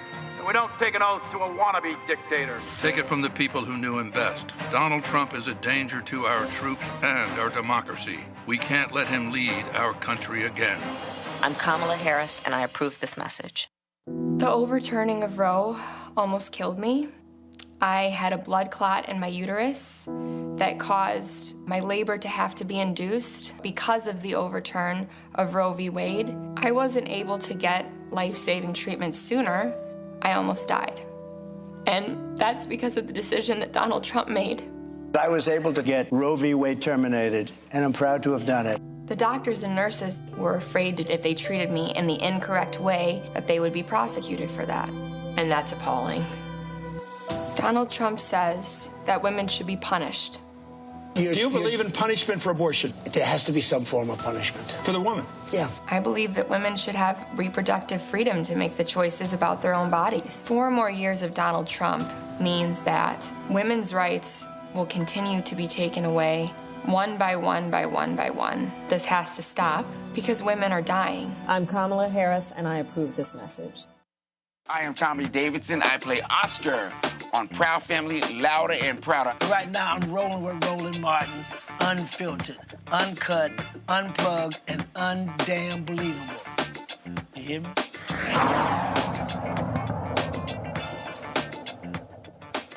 Well, folks, there's been a settlement in the case of the Fearless Fund, a venture capitalist firm out of Atlanta that provided grants to black women and other women of color. They were sued by Ed Blum and his group, saying that this fund discriminated against non-black women. The lawsuit, of course, from the American Alliance for Equal Rights, claimed that the Fearless Strivers Grant Contest, which was open only to black females, was discriminatory. Now, according to an online post by Fearless Fund founder Arian Simone, the grant program was at its end when the court case began in 2023. The fund said that it was motivated to avoid a court ruling to not lead to a Supreme Court decision that could end nationwide minority-based funding. The Fearless Fund said it will continue to focus on helping under-resourced entrepreneurs who have been ill-served by traditional capital markets for far too long. In a statement on the settlement, it announced a new $200 million debt fund to lend to more than 3,000 under-resourced founders. Matt, that particular point there is important because a lot of people don't understand when you're making decisions how you want to proceed. Thurgood Marshall was brilliant with this with the NAACP Legal Defense Fund, where they were very careful about certain cases because they did not want a precedent to be established with the Supreme Court. They wanted the right cases. And so what they said here is that, hey, we know this very far right-wing Supreme Court. If we keep fighting this and it goes all the way to them, they could totally rule against us and shut down all such programs nationwide. Yeah, you know, I'm waking up in a cold sweat like 3 times a week because I'm going to argue at the Fifth Circuit for the first time next month. And I have a pretty novel issue in one of my cases, and that's exactly my fear. I don't want to make bad law. I think the facts are on my side in my case, so God willing, that won't be an issue. But that is something a lawyer has to consider. You have to consider, look, if I take this up higher in the Fifth Circuit or the 11th Circuit here, or the United States Supreme Court comes down with a rule against me, then that disadvantages all other people who may either be claimants or may be defending cases similar to mine. So that is a part of the calculus. I do also think, though, you know, wrongs have to be righted, and that is a necessary risk. It's something I grappled with in my own case, but I think it's meritorious. I think it's righteous, and my client was, you know, good to go forward, and we are going forward. But that is absolutely a practical consideration of appellate law, particularly when you are in courts that have shown historically they are not going to be, you know, amenable to a position like this, which is one where you're trying to deal with anything that's marginalized people or discriminatory laws. And what I think is really strange about this is, you know, my first question with this was standing, is how Edward Blum even has standing to bring all these cases. I know he's done it through anonymous business owners. But the thing is, the state sometimes does these very things. I was having a conversation earlier this week where I learned that in the state of Texas, the CPS system, to incentivize non-white children being adopted, considering they're not adopted at the same levels, they give a subsidy if a child is adopted at a younger age who is not white than they do if it's a white child being adopted, because apparently most of the people who want to adopt white children. So to incentivize adopting non-white children, there's a subsidy that you are eligible for earlier. The reason that's important in this context is because this is an example of a reality that requires some kind of remedial action. And here it's, minority business owners who are not having the same access to capital historically. We as a society have to figure out how to reconcile that with things like the Civil Rights Act that are supposed to prevent discrimination in certain contexts. But when you have a reality that, there's such an inequity that there needs to be somebody remedying that, in a situation like this, there needs to be a policy response that we have not found how to, promulgate yet. Because until that happens, you're going to continue to have that disparity. And obviously, some people want that disparity. But if you want to actually give people a leg up, you have to allow organizations like the Fearless Fund to do the great work that they're doing in giving grants to minority female business owners. Aaron Simone was at the CBCF this week. On yesterday, they had a panel dealing with the whole issue of wealth creation in the country. This is what she said on her panel. Grow this economy by $5 trillion over a 5-year period.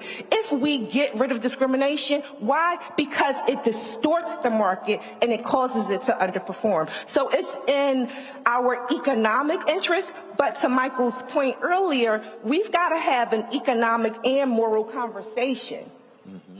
It's time for us to receive the dignity of our government's policies, because that's what has been extended to white Americans. Go on. Arian, and she mentioned something. She talked about changing the rules. How do we do that? And why? Is it because of the economic opportunities that people are so afraid of DEI, diversity, equity, inclusion? Would that help us economically? And how do we get people to not be so fearful of it and change the rules when it comes to this? Oh, Lord. I feel like we've had 3 keynotes, so I'm trying to figure out how to sum this up before I get into this. Thank you so much for having me. I want to touch on something right before I answer your question, if you don't mind. When you started the conversation, you were talking about the wealth gap. Yeah. And Attorney David elaborated on the 8 to the 12. I want to shed light on why we're having a catalytic effect right now when it comes to the wealth gap. It's called the technology industry.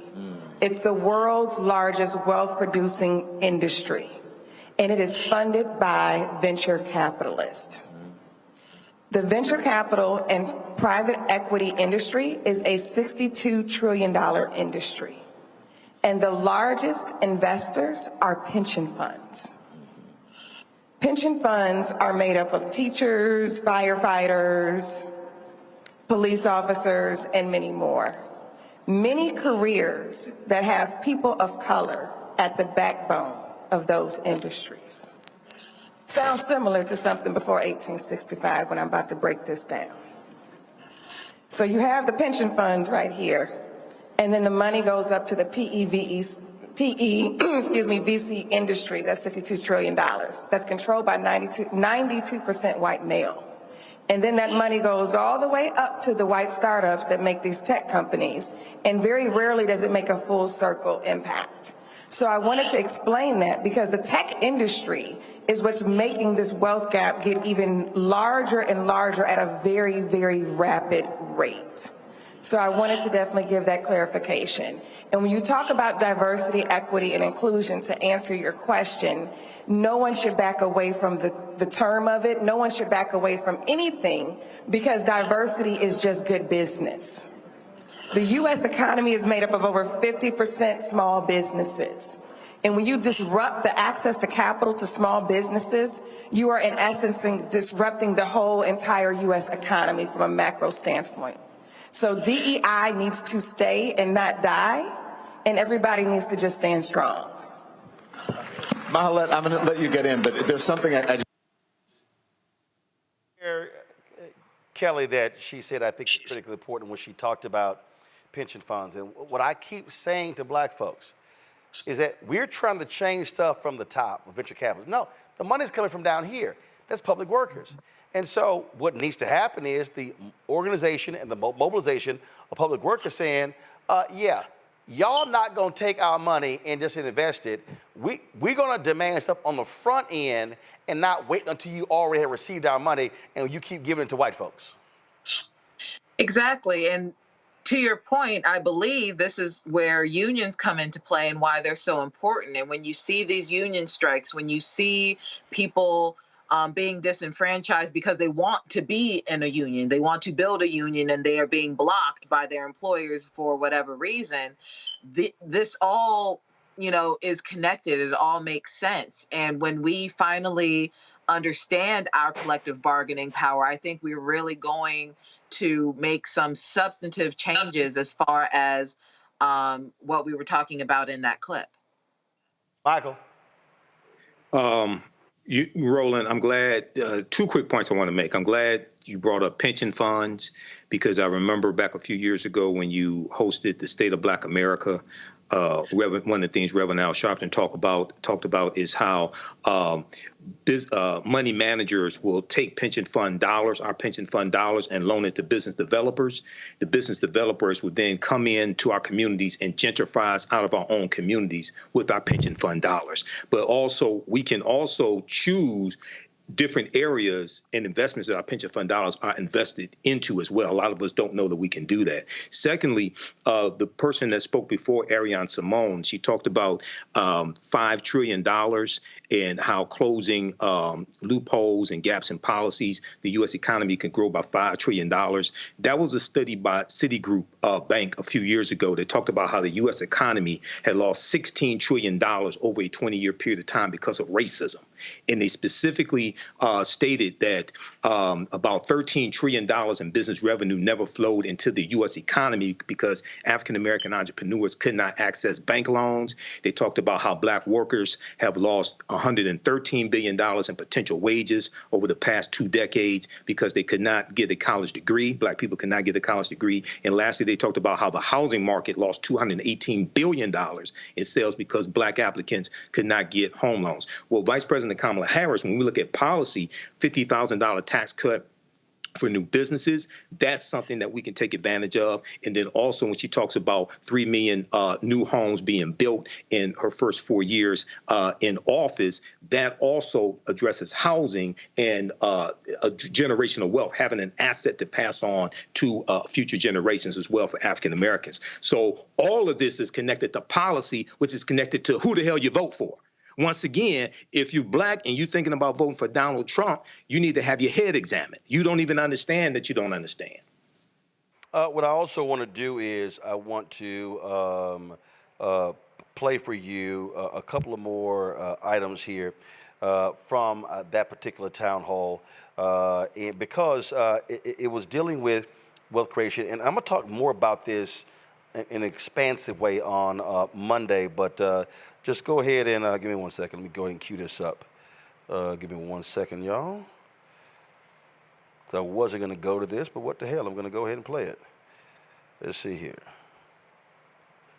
When Martin Luther King gave the speech here in Washington in the 1960s, the wealth gap between black people and white people was 8-1 in the 1960s. Today, it is more than 12-1. That's important foundation for us to think about how do we close the wealth gap? How do we think about generational wealth? We are in a moment in this country where we can rethink and reconceptualize how we grow into creating generational wealth for people of color. This is not about how much money are you making at your job. That is wages. We're talking about creating wealth. And that is about creating assets, homes, and other assets that you can pass on to your children, to people that are your descendants.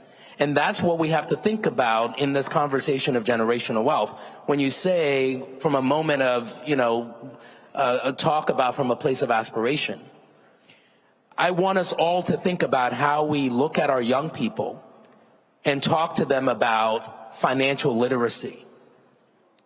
Talk to them about what a balance sheet looks like. Talk to them about what interest rates are. Talk to them about the difference between the Treasury Department and the Federal Reserve and why they need to care.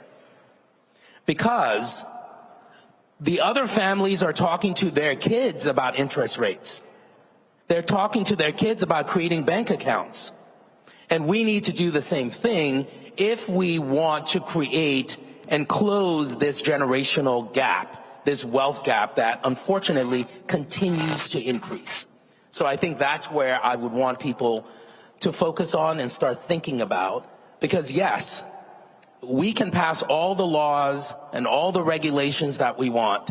And I want to thank Chairman Horsford for doing so much of this work with the Black Economic Agenda that they introduced legislation. But a lot of the work is on us. A lot of the work is making sure that we talk to our families and our friends about creating generational wealth and how we do that. John, I want to continue the conversation that we were having in the green room, the conference room in the back, and just to fill people in. You know, you mentioned knowing what a spreadsheet and all of that is. Did you say a spreadsheet or a financial? Whatever. Yeah. So let's talk about financial literacy. And you said that the vice president mentioned it the other night. Those aren't just words. It needs to be done. You talked about starting savings accounts for young people, especially young black people, and that we need to be financially literate. Can you fill our audience in and pick up on what we were talking about? Because I think it's really important when it comes to this conversation we're having. Thank you, Don. Agree with you 100%. Mr. Chairman, thanks for having the vision to do this. We're sitting in a moment in history. History does not feel historic when you're sitting in it. Just feels like another day. But that does not mean the moment is not historic. This is the third Reconstruction right now. Started in 2020. First Reconstruction was after slavery. Second one was the Civil Rights Movement. Third one was 2020, kicked off with George Floyd's murder. With regard to us, it'll last to 2030 if we're lucky. This moment's not coming back again. Financial literacy is the civil rights issue of this generation. Period. Black capitalists matter. Period. This is not a new conversation, Don. After the Civil War, by the way, slavery was about money. Am I talking to myself? Slavery was about money. Free labor. Slaves were worth more than railroads and everything else in this country combined in 1860. The wealthiest city, Don, in America in 1840 was Natchez, Mississippi. In the world, rooted in slavery. 1865, Abraham Lincoln and Frederick Douglass, after the Civil War, Dr. Lincoln called for the Freedmen's Bank to create a bank chartered to, quote, teach freed slaves about money. The minute he called for that, he was assassinated. The next month, it was 40 acres, a mule, a bank, assassination. 100 years later, here comes Dr. King. Civil rights, war effort. He calls for wealth, but really redistribution of wealth, murder before his first march in Washington. We're not dumb and we're not stupid. It's what we don't know that we don't know that's killing us, but we think we know. I was last night, Don, I was going to dinner with a guy who runs a Raven, Sashi Brown, and I was recommending my hotel restaurant. He said, no, let's go to Bronze, which is on 8th Street, I believe, in Northeast. It's a black-owned restaurant. So we go to this restaurant. I meet the owner. He's behind the bar. I hear his story. He bought this building in 2020 when, during the pandemic, all of the property values were down. Yes, he's making an income. He got receipts from that night. Yes, he has some revenue, but none of that matters. That building he's in is worth 7 figures. The credit score, Don, in Anacostia today is 612. The credit score in, I think it's called Tinleytown, is 775. 15 minutes apart. All across this country, you can go across this country, black people are the lowest credit score in America. That means that half of black people who have a credit score below 620, financial literacy, below 620, there's nothing wrong with us. We're brilliant. But we're talking about getting that bag, getting that cash, getting that money, getting that dollar. You build wealth in your sleep. You make money during the day. It's what I call making a living. So when you wake up in the morning, half of us are locked out of the free enterprise system because our credit score is 580, 550, 600. What do we see in our neighborhoods that have that credit score, Don? A check casher, next to a payday loan lender, next to a rent-to-own store, next to a title lender, next to a liquor store, next to a pawn shop. Can I get an amen? And a church down the street trying to make you feel a little bit better once a week. That's your neighborhood therapist. Because we are afraid to go see a psychologist, and if you black in America and don't think you're crazy, you crazy. So the problem is that's a 500 credit score neighborhood. You want to change America beyond what the chairman can do, what Congress can do? We move credit scores 100 points, which we can do ourselves. You move credit scores 100 points neighborhood by neighborhood. You listen to me now. You stabilize this country. You never had a riot in a 700 credit score neighborhood in America's history. 700 credit score neighborhoods go shopping. And I don't care whether you're black or white or red or blue. When you got some more green, you got freedom. This battle has changed, and hopefully later on we get into the demographics we talked about backstage. But this financial literacy thing, this is the new battleground. Because when you know better, you do better. Last thing I'll say, where have we succeeded? For somebody cynical out there saying, I don't know about this. Where have we succeeded? The arts, professional sports, faith, public policy. Rules are published, playing field is level. Can I get an amen? No one's ever taught us capitalism and free enterprise. And hopefully before this panel is over, you're going to see this nation now literally cannot do without us. It's never been this place and this space and this time in the history of this country. We're no longer asking for charity. We're no longer asking to do the right thing. Literally, economically, the country needs us. But we have got to be prepared with the tools to be able to go in and get that access, to get the number one way you build wealth in America, which is home ownership, small business ownership, entrepreneurship, etc. In Atlanta, Mayor Andre Dickens said, I want a bank account for every kid in kindergarten. People laughed at him. What are you talking about? And Keisha Lance Bottoms. We now have an account for every kid and 7,000 kids in Atlanta public schools and kindergartens. Here's the drop the mic. Check this out. If you have a bank account in kindergarten, nothing else, no money in it, you're 50% more likely to go to college. If you have $50 in that account in kindergarten, you're 75% more likely to graduate from college. Because the kid is connecting education to aspiration. There's nothing wrong with us, except we never got the business plan, we never got the memo. And we never got a chance. Applause for generational wealth. So I'm gonna get more into this on Monday, Michael. But we got lots of wealth creation conversations. The problem is the conversations are all about panels. It's not actually leading to wealth creation. And I dare say, and again, I can pull up right now, it is a massive list of events, receptions, all sorts of things. I mean, a massive list of events that begin Tuesday and Wednesday and Thursday. It's a ton of stuff tonight, tomorrow night, Congressional Black Caucus Foundation, ALC. And I'm not begrudging any of that.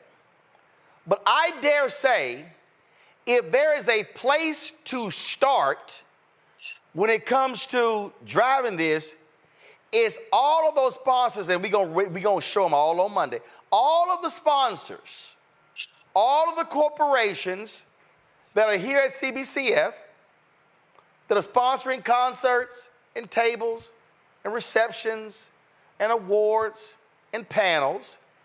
And we've got to be asking the question of every single one of them, How much money are you spending with black law firms and professional services?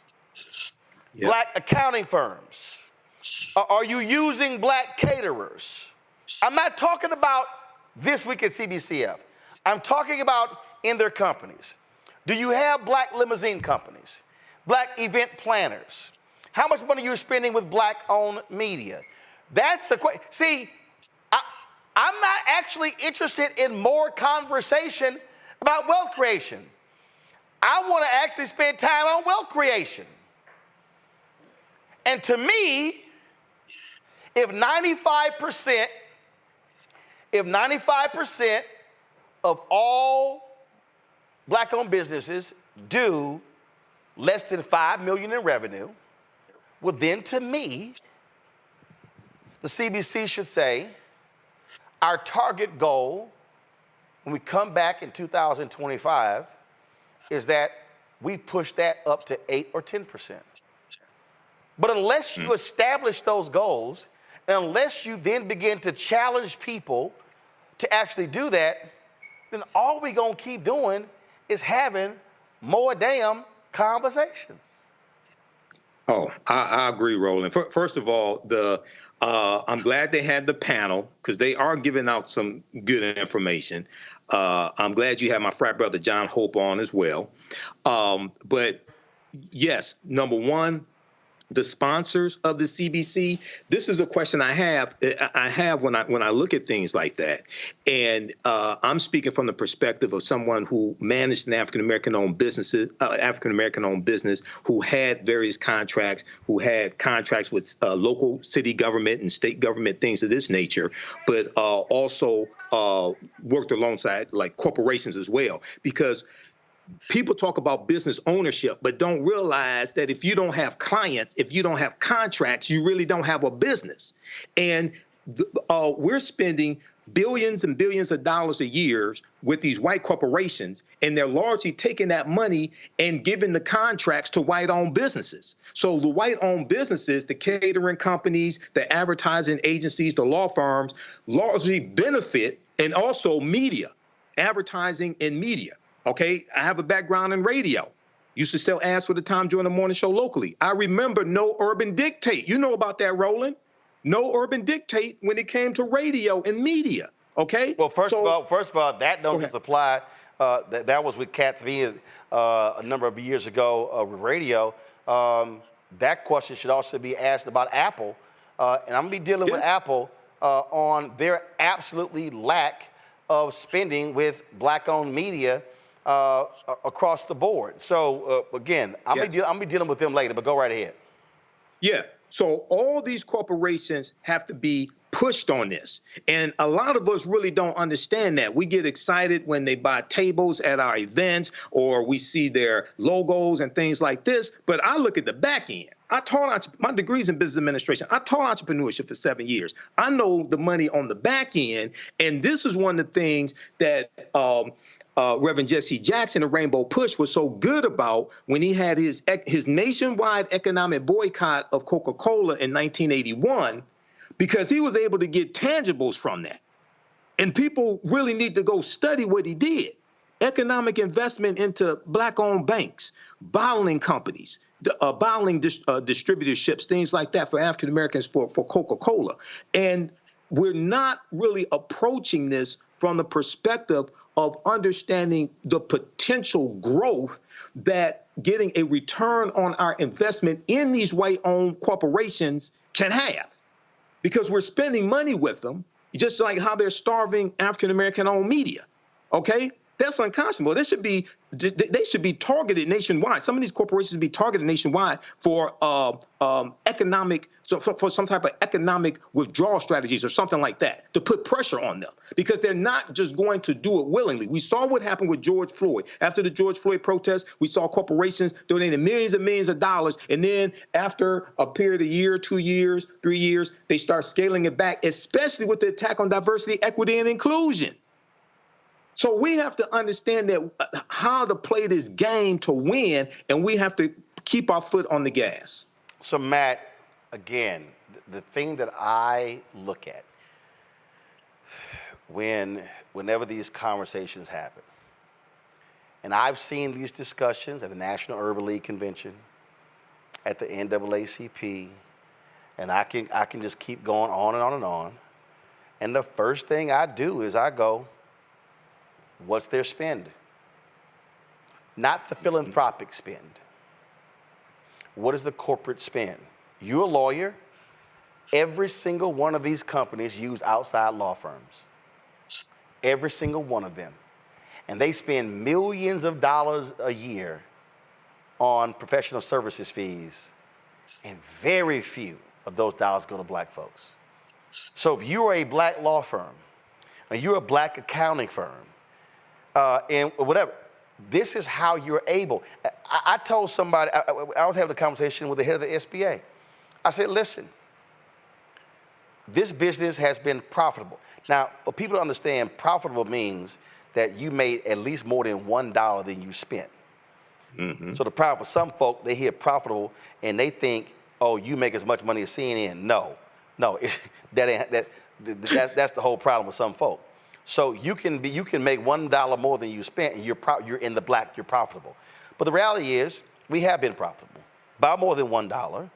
But the bottom line is, those expenses have to be seriously managed, because we don't know what the economic downturn will impact us next year. So I have to actually be very, very careful with what we spend between now and December 31st, because one, got to pay taxes, and then got to be able to ensure that if there's a shortfall in advertising revenue in the first and the second quarter, you're able to still pay everybody all expenses so you don't lay people off. So I say all of that to get people to understand that if we're talking about how do we build wealth, how do we create economic opportunities, I'm going to use an example, and this is very basic. I need everybody listening to what I'm talking about, because I think when we say create wealth, people start thinking Tyler Perry wealth. Now, that's a whole separate type of deal. When my TV One show ended, the sister who was doing the makeup, I was in the chair, and she says, Roland, I got to thank you. I said, why?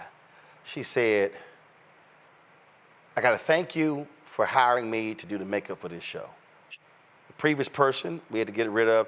So Sharon did the makeup. I think it was the last two and a half years of the show. She said, doing the makeup on this show allowed me to buy my first home. Now, wow. So she worked, it was 4 hours a day. I think where it may have come out to $70,000 plus based upon hourly rate. But see, here was the key.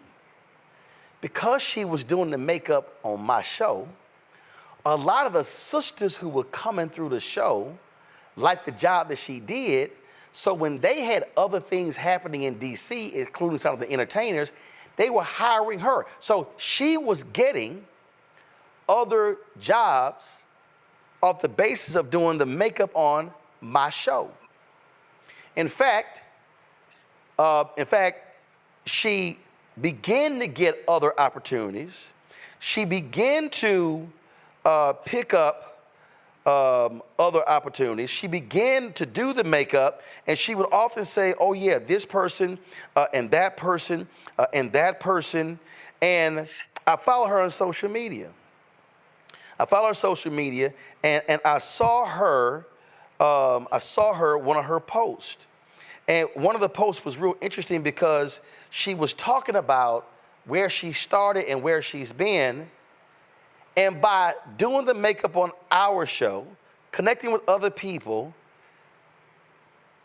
led her to do the makeup for Supreme Court Justice Ketanji Brown Jackson. So when Ketanji Brown Jackson was in vogue, you're sitting here seeing Sharon's work.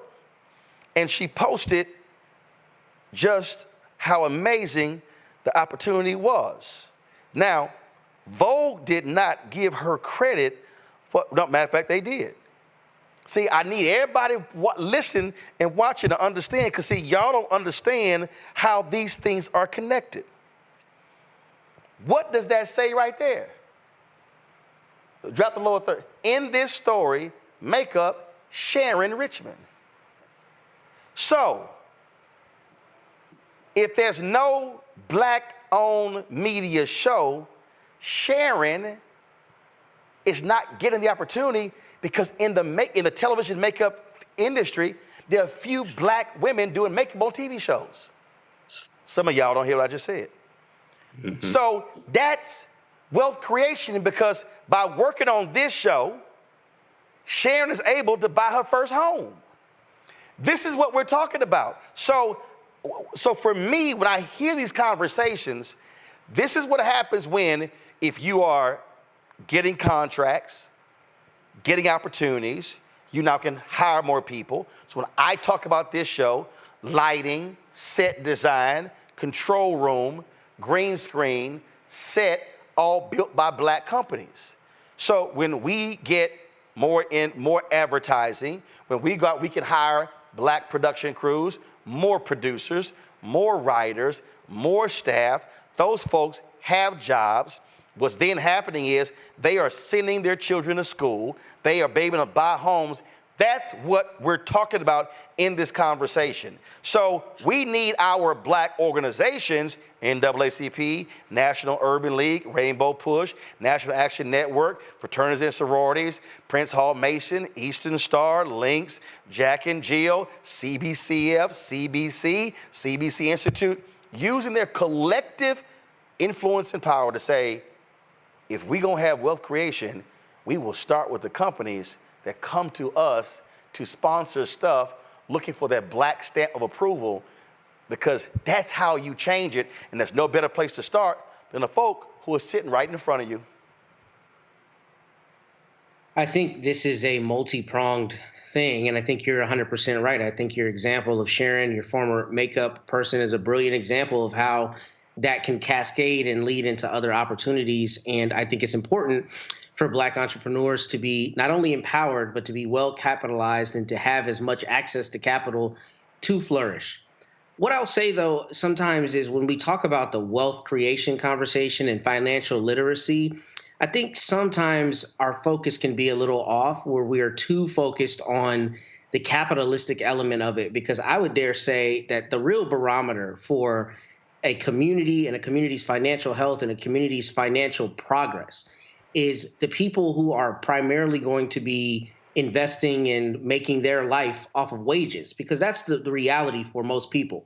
That's not to eschew credit rates and interest. I mean, all those things are important. If you don't know how to negotiate a better interest rate or get a better interest rate when you buy a car, then you're subject to paying more for the cost of that car over the time of the contract. We understand that. But the reality is a lot of this has to be rooted in conversations about policy. And we talk about it all the time on the show. And I know you're focused right now on the wealth creation as it relates to black entrepreneurs and black capitalism. And that's important.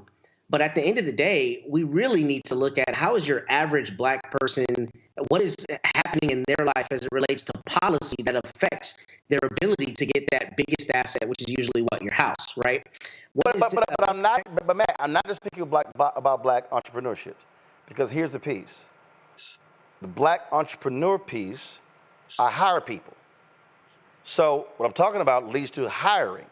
So same thing with you. How many people in your law firm?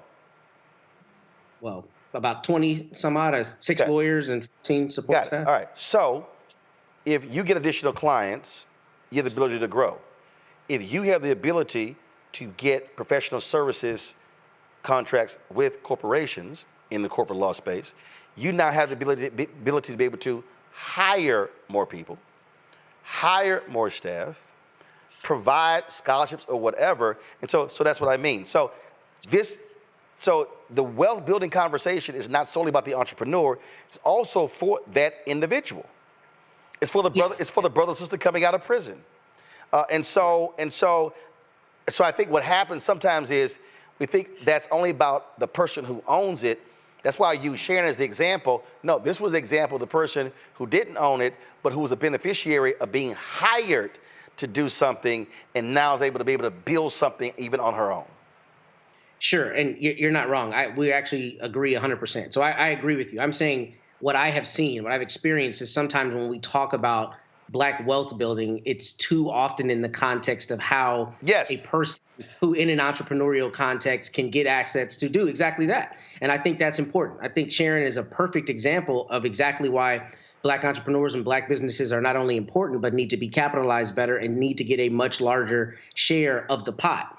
But in addition to that, what I'm saying is when we talk about Black wealth building, we have to start at the common denominator, which is not necessarily entrepreneurs. It's the people who work in a government job for 25, 30 years, right? And how do we ensure through policy, through institutional support, through the organizations that you mentioned and otherwise, how do we make sure that you can live a fruitful and successful life as a Black American where you can invest, you can own your home, you can have financial security, you can have a trade or a business, a small business if you want, or you can go to college. I mean, there's so many things that dovetail, and I don't mean to imply that this is an easy answer.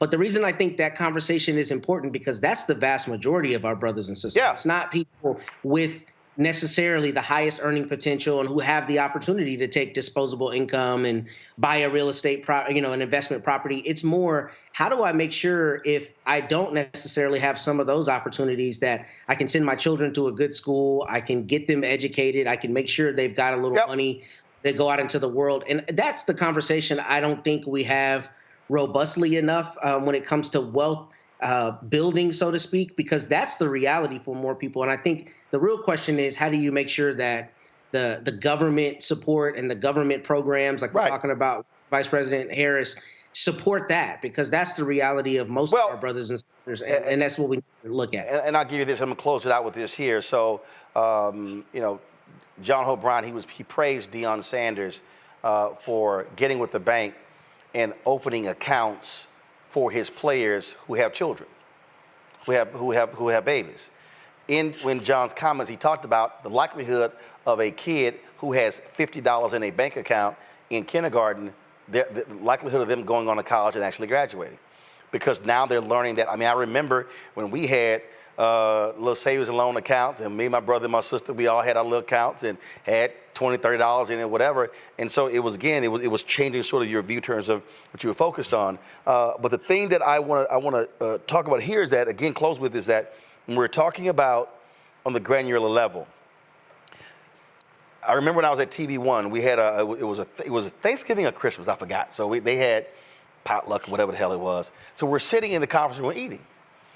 And we were just talking, and I brought up the fact that when I was in Chicago a few weeks earlier, we were just taping something at Rainbow Push, and John Rogers just sort of casually, Judge Greg Mathis was asking him about mutual funds. He was talking about how his money was in Merrill Lynch, and we all thought that John Rogers and Ariel dealt with institutional investors. We didn't realize they actually had their own their mutual funds were just regular, ordinary folk.